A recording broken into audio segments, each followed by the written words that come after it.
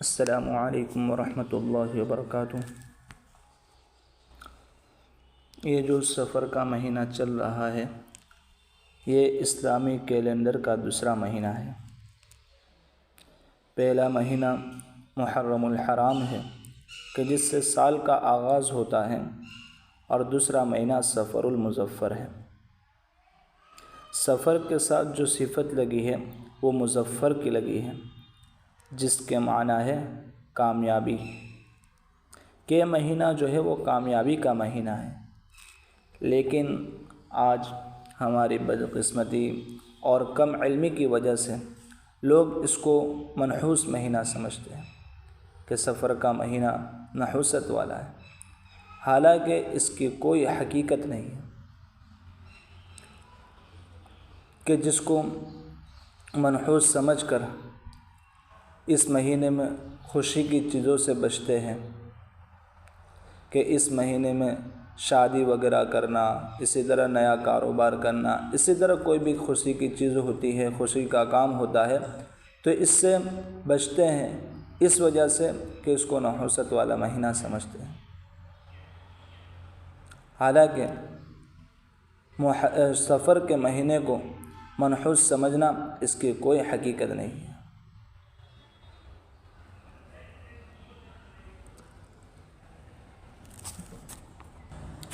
اگر اسلامی نقطۂ نظر سے دیکھا جائے تو کوئی مہینہ، کوئی دن منحوس نہیں ہوتا۔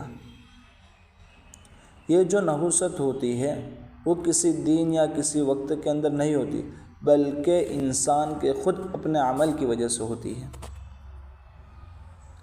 قرآن کریم میں اللہ تبارک و تعالیٰ نے فرمایا وَمَا أَصَابَكُم مِّن مُّصِيبَةٍ فَبِمَا كَسَبَتْ أَيْدِيكُمْ وَيَعْفُو عَن كَثِيرٍ۔ کہ جو مصیبت تم کو پہنچتی ہے تمہارے کرتوتوں کی وجہ سے ہے، تمہارے حرکتوں کی وجہ سے ہے۔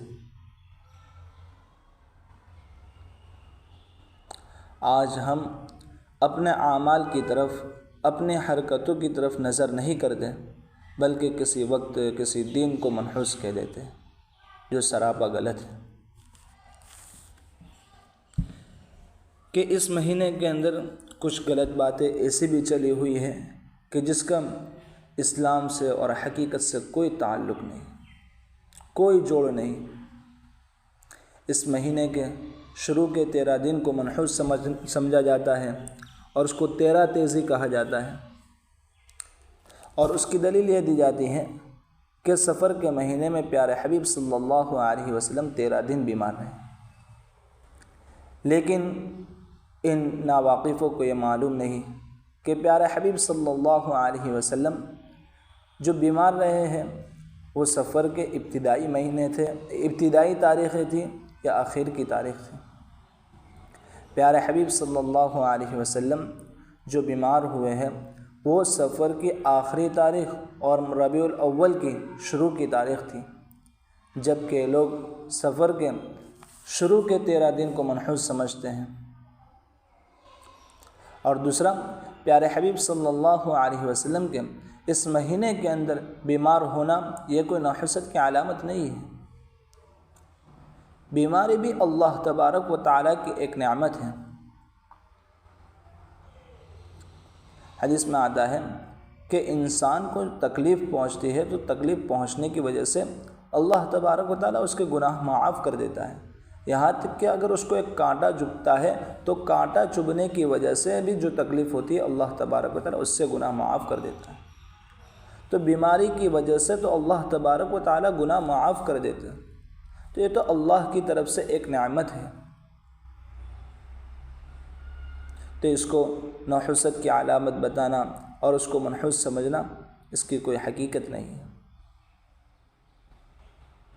کہ پیارے حبیب صلی اللہ علیہ وسلم اگر سفر کے مہینے میں بیمار ہوئے اور اس کی وجہ سے لوگ اس کو منحوس کہتے ہیں، تو پھر ان کے کہنے کی وجہ سے تو یہ بھی بات لازم آئے گی کہ مدینہ بھی منحوس، نعوذ باللہ، کہ مدینہ معزز اور محترم جگہ ہے، تو اس شہر کے اندر پیارے حبیب صلی اللہ علیہ وسلم بیمار ہوئے۔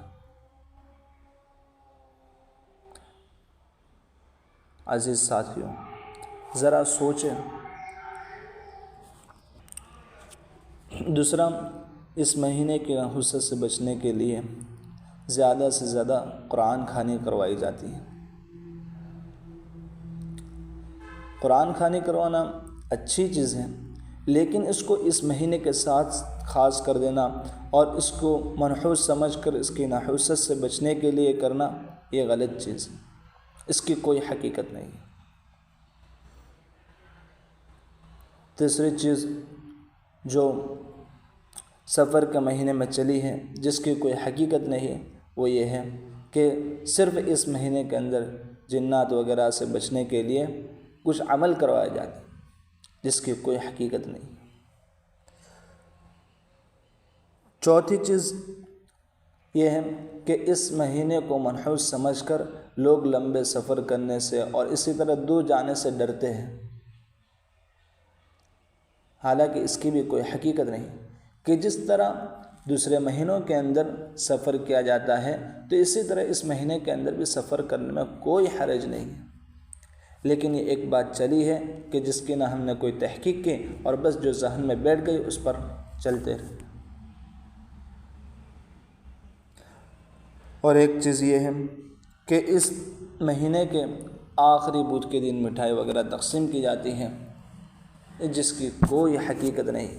تو ہمیں ان تمام چیزوں سے جو سفر کے مہینے میں چل رہی ہے اور جس کی کوئی حقیقت نہیں ہے، جس کا دین سے کوئی لینا دینا نہیں ہے، تو ان باتوں سے ہم بچیں اور اپنے گھر والوں کو بھی بچائیں، اور جو یہ ذہن کے اندر بیٹھا ہے اس کو دور کریں۔